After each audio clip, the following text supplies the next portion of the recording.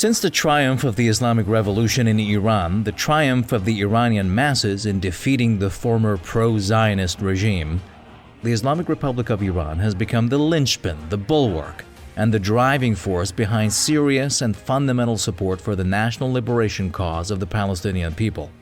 This brings with it, of course, the bitterness, hatred, and fury of the Zionist entity. And that is why relations between this entity and the Islamic Republic of Iran have been confrontational. This entity cannot forgive the existence of an anti-Zionist and anti-imperialist power in West Asia that, without hesitation, has stood side by side with the Palestinian, Lebanese, Syrian, and all the peoples rising up and fighting against imperialist domination in the region.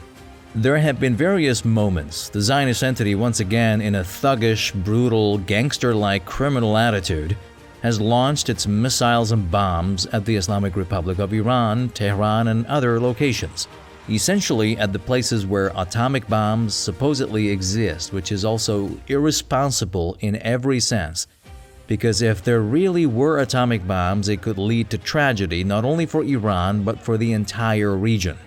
It's a criminal irresponsibility to suggest that Iran might possibly have or could potentially possess nuclear bombs, and this is precisely a theory and justification that demonstrates how weak and lacking in substance the Zionist argument for committing these crimes is. On the other hand, the Islamic Republic of Iran is a sovereign state that in any case has every right to build and have all the necessary deterrents to defend its sovereignty and independence, even the atomic bomb if they so wished, because the Zionist entity itself has dozens of atomic bombs, even hundreds, some say. This needs to be made clear because the justification falls apart on its own. The mainstream media hides the glorious, resounding response that Iran has given to the Zionists. That protection, that inviolable thing that they would say cannot be violated, Israeli Zionist airspace, it is now completely vulnerable. Even the center where the Mossad operated is not safe. Its main buildings have been bombed, airports and military bases have been attacked, and they have felt that they can never again present themselves to the world as invincible. Now is the time when people are beginning to witness the decline of the malignant, reactionary, imperialist, and murderous power that is the Zionist entity. Now is the moment when the new waves of struggle are emerging.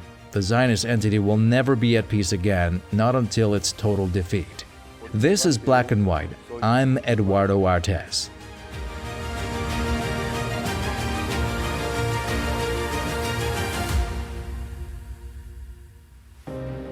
En medio de conversaciones sobre el tratado nuclear.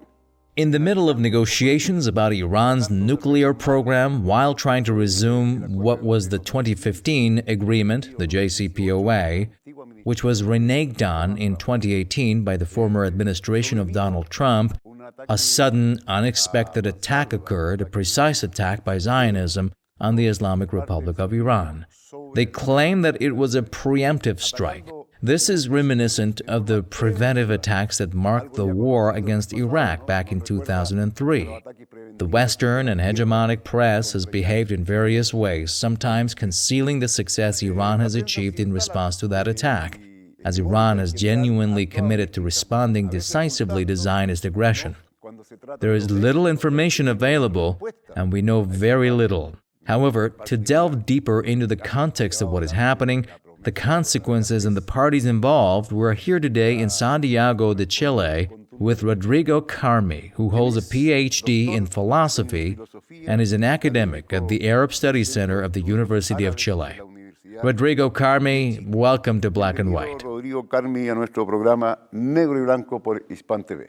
Thank you very much for the invitation. Rodrigo, how can one explain this unannounced aggression? Or perhaps it was announced, but in a very subtle way, from the Zionist entity towards the Islamic Republic of Iran. On one hand, can this aggression occur without sponsors or support from powers like the United States, England, or France? De potencias como Estados Unidos, Inglaterra, Francia. Bueno, partiendo por el final de tu pregunta, es evidentemente que no se puede... Starting with the last part of your question, it is clear that Israel cannot afford to act independently. It has not acted alone in Gaza, Nor in Lebanon nor in Yemen, it has always had support, both directly and indirectly, in terms of weaponry, political backing, financial aid, and so on, from Europe and the United States. However, I believe that the context you referred to at the beginning of your question regarding Israeli aggression towards Iran, this must be evaluated in relation to the concept of preventive war. This concept, as you rightly pointed out, reminds us of Bush Jr.'s rhetoric about preventive war, which was fundamentally initiated in 2003 with the American invasion of Iraq. The underlying issue here is to consider what preventive war truly means, as this notion provides the context for this aggression. I would emphasize that preventive war is essentially an innovation within the realm of military discourse, moving away from the old colonial and imperial methods that characterized the initiation of wars. The old colonial and imperial way of waging wars is a very ancient practice that dates back to the 16th century or even earlier. However, the 16th century stands out with the conquest of America, where the concept of just war emerged as a significant topic that allowed for the imperial justification of aggressions, wars, battles, and so on. What has happened here is a transformation of the traditional just war into a preventive war. But what does this transformation entail? Essentially, the concept of just war has always been based on a legal idea that there was a prior harm. For instance, Francisco Vitoria, one of the prominent jurists and theologians of the 16th century, who was involved in the imagery surrounding the conquest of America, stated that war could only be justified if there was a received injury. That's the term, received injury. The issue with preventive war is that it does not look to the past to assert that there was a received injury. Instead, it looks to the future to suggest a possibility of receiving something akin to an injury. Thus, the concept of preventive war in relation to the traditional just war not only alters the terminology, which is legal in the former, but it also shifts to a more technical and purely military language. Furthermore, it changes the temporal dynamics of war, as just war always justified in relation to the past. That is, I was harmed and therefore I have the right to respond to restore that right that had been violated. Preventive war is the opposite. It doesn't look to the past because no injury has been committed. It looks to the future. Netanyahu's initial justification for the aggression towards Iran was that Iran could eventually launch a nuclear bomb at Israel, and possibly at the United States as well. He argued that having a nuclear bomb is a luxury that we, as Israelis, can only afford. Y ese es un lujo que nosotros como Israel no nos podemos dar. Así es. ¿No? Rodrigo, uno puede en esto también de especular. Rodrigo, one can also speculate on this because what they might have in the future is also a form of speculation, isn't it? A country could even be penalized for its economic development if it threatens the economy of a superpower. Well, in this context of speculation, how do you see the future development of the current confrontation? For instance, is there a possibility that superpowers might get involved? There seems to be a perspective on that with the potential for open involvement. Everyone is already engaged. In the case of the United States, it's quite evident. However, regarding Russia and China, we've only seen statements so far. Is it really possible for them to get involved openly, or will there be a long, drawn-out period of attrition, more like a war of attrition? ¿No es cierto? De desgaste, una guerra más bien de desgaste. Claro, yo diría dos cosas. La primera es que I would mention two things. The first is that the entire group of Atlantic powers should get directly involved, similar to what happened with Iraq in 2003. However, I find this very challenging due to the experiences the United States had with both Iraq and Afghanistan. The same administration of Joe Biden that came before the Trump administration was responsible for withdrawing American troops from Afghanistan, precisely because they were defeated. Therefore, I see that involvement as difficult. These calculations also go hand in hand. They resonate and have an impact on what other powers will do as well. In the case of Russia and China, the level of involvement these powers will have largely depend on how much the other powers engage, particularly in their ability to either atomize or not atomize the conflict. In other words, rather than expanding it centrifugally, how can it be fragmented and framed as a sort of Pyrrhic war between Israel and Iran, in a scenario where Israel is clearly implementing a strategy aimed at regionally weakening all its potential foes? Israel is conducting a preventive war and is attempting to turn all its enemies, so to speak, into enemies in Gaza. I believe the core issue we need to consider is that Israel has been indiscriminately launching missiles, particularly targeting the civilian population in Iran. The underlying matter is that this mirrors what Israel is doing in Gaza, as well as what it did in Lebanon and Yemen, along with the actions of other Western powers in Yemen and Syria. Although the situation in Syria is different, it still reflects this pattern. Therefore, I think the fundamental issue here is that the Israeli paradigm aims to turn everything into Gaza, and to achieve this, it applies a strategy of preemptive warfare against neighboring countries. Regarding the Iranian issue, I believe it is clear that Israel is trying to take advantage of the situation. This situation stems from the fact that a few weeks ago, some European countries began to suggest that there might be a possibility of recognizing the Palestinian state. France itself has stated that it would recognize the Palestinian state, and what seemed to be implied was not that European countries were abandoning their loyalty to Israel, but rather to Netanyahu. I have the impression that at some point, European countries thought that the only way to save Israel was to remove Netanyahu. In light of this possibility, I think Netanyahu and his entire cabinet are taking action by attacking Iran to restore the alliance with European countries. Atacando a Irán para reconstituir la alianza con los países europeos.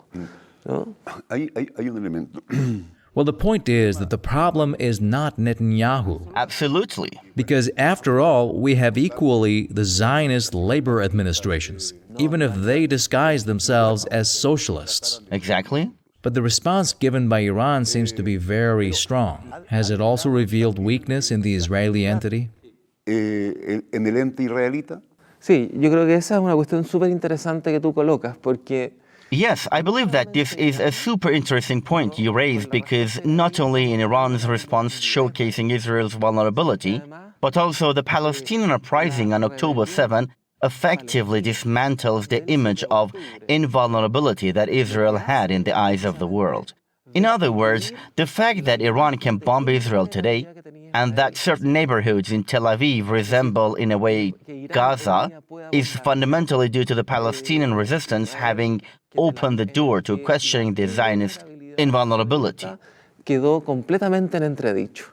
Los habitantes The Israeli inhabitants, if we can call them that, are mostly of European descent. They have a different outlook on life compared to the historical residents of Western Asia. Consequently, Netanyahu had to implement measures such as banning his own citizens from leaving the occupied territories. In other words, this refers to a very complex situation, essentially closing off all possibilities. complejas, o sea, cerraron la posibilidad absoluta. Claro, o sea, los habitantes, digamos, los habitantes de Israel. Certainly, the people who are in Israel, in one way or another, are all settlers. And directly or indirectly, they all serve as the armed force of that settlement at its core. Therefore, the crucial factor in Israel which determines its survival is fundamentally a demographic aspect that must always translate into power and colonial dominance. However, for it to translate into colonial domination, the demographic aspect must be present. Therefore, I believe that what happened after October 7 was that there was indeed a significant exodus, so to speak, of Israelis who left for Europe, returning to Europe. In a way, I think Netanyahu's current issue is that the crux of his problem is that he can no longer restore the image of invulnerability. And this can only translate into the multiplication of conflicts on different scales. For example, against the Freedom Flotilla, against Hezbollah in Gaza, against Iran, against Yemen. In other words, he keeps up opening up a multitude of wars that allow him to stay in power. Mantenerse en el poder, Así es. básicamente. De alguna manera trabaja también con algunos. That's right. In some ways, it also collaborates with certain Arab regimes that are compliant with Israel. However, by losing this untouchable image, it also raises doubts and makes those alliances more fragile. Frágil Sí. esas alianzas. Pone más frágil esas alianzas, pone más frágil todo en realidad, pone más frágil. It actually makes everything more fragile. It makes the very existence of Israel more fragile. It makes the alliance that Israel can form with Western powers more fragile. It undermines what you mentioned, the alliances and the hopes of normalizing relations that Israel has primarily sought with the petro-monarchies. However, the Israeli alliance has been quite significant in recent decades, particularly with Egypt and Jordan, along with an attempt to normalize relations with the petro-monarchies. I believe all of this is clearly in question. The troubling aspect for Israel is that it must come out on top, no matter what. And with each passing moment, more conflict is added. Thus, the paradox of the situation is that it must emerge victorious, and to achieve that, it needs to create more wars. However, at the same time, by opening up more wars, there are greater chances of losing, of sinking. This is the process of, in quotes, collapse, as Jan Pepe, who would say regarding the contemporary Israeli situation, which I believe is leading Netanyahu's administration to its destiny. And as he rightly pointed out, the issue is not just Netanyahu. Netanyahu is a symptom of the very collapse that Israel has been experiencing for several decades, I would say. But it has intensified in these last 2 years. ¿No? En estos últimos 2 años. Es decir, hoy día podríamos. In other words, we could say that the survival of the Israeli regime is historically impossible. Días contados de un punto de vista histórico. Yo creo que ese es el fantasma, efectivamente. Yo creo que ese es el fantasma que I believe that this is indeed the ghost. I think it is the ghost that haunts the nightmares of Smotrich, Netanyahu, the entire cabinet, and also the settlers. In fact, what Netanyahu said about Iran is that for them, Iran poses an existential threat. In other words, this is highly significant. It's not a threat in the sense of causing specific harm, but rather a threat that Israel perceives as Iran's potential to completely annihilate it. Therefore, the underlying issue is that if Israel views all its neighbors as existential threats, Palestinians as existential threats, Iranians as existential threats, Hezbollah as an existential threat, and so on. Therefore, the only possible wars are brutal and total wars, such as preventive war, which is applied and whose outcomes are somewhat uncertain, let's say. However, at its core, this type of war reflects Israel's own political weakness. Because while it may possess military strength does not necessarily equate to political strength. Pero la fortaleza militar no necesariamente se traduce en fortaleza política. Así es, no se traduce en fortaleza política. Indeed, it does not translate into political strength. The peoples of West Asia, the Arab and Persian nations, have history on their side. In a long and drawn-out struggle, Israel has no chance of victory. Larga y prolongada, no tienen posibilidad de victoria. Claro, ese yo creo que es el riesgo. Yo creo que, o sea, Of course, I believe that's the risk. Just like what happened to the United States with Afghanistan, it also happened with Iraq, and in the past with Vietnam. Israel is also seeing that ghost in Gaza and the potential for it to happen in Iran. sea en Irán, digamos. Así es. ¿No? Hemos llegado al We've reached the end of our program, and we're so grateful you've been with us. Thanks to you. And see you another time. Of course.